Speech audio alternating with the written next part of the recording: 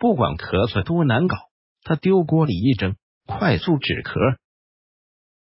咳嗽是一种呈突然爆发性的呼吸运动，极有助于呼吸道内的分泌物的清除。因此，咳嗽的本质是一种保护性反射，但是正常人一般是很少咳嗽的同时咳嗽，也有其不利的一面，例如可以引起呼吸道内的感染扩散加重，或诱发呼吸道出血，诱发自发性气胸，影响患者及他人休息工作等。下面就为大家推荐几招有效缓解咳嗽的症状，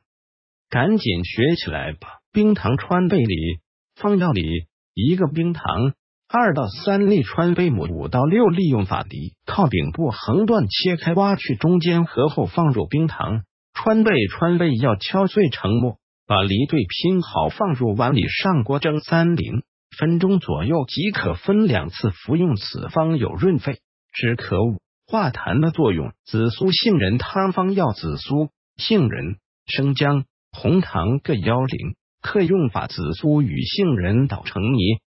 生姜切片共煎取汁，去渣，放入红糖，再烧煮片刻，令其融化，每日分2到3次饮用，分析。紫苏辛温归肺，脾经，具有解表、散寒、理气、和营的功效，适用于感冒、风寒、恶寒发热、咳嗽、气喘、胸腹胀满等病症。紫苏以食用嫩叶为主，可生食或做汤。紫苏不仅可食叶，其种子也因含有高蛋白、谷维素、维生素 E、维生素 B、亚麻酸、亚油酸、油酸、甾醇、磷脂等成分而可食用，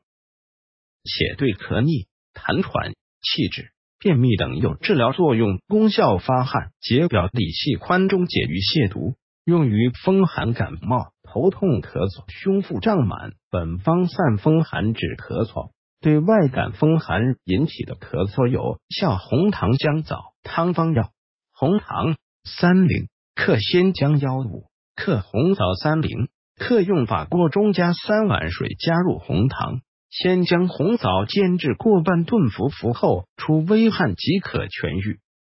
功效适用于祛风散寒、治伤风咳嗽等。蛤蚧蜂蜜脂方药：蛤蚧树脂蜂蜜30克，鲜萝卜适量。用法：蛤蚧贝、干莲末，每次取蛤蚧粉6克，用蜂蜜、萝卜煎水冲服。分析：蛤蚧咸平，有小毒人肺、肾经。蛤蚧参合尾的纯体物均可加降豚鼠白细胞的运动力，肺和支气管吞噬细胞，对细菌的吞噬功能和腹腔吞噬细胞的吞噬功能。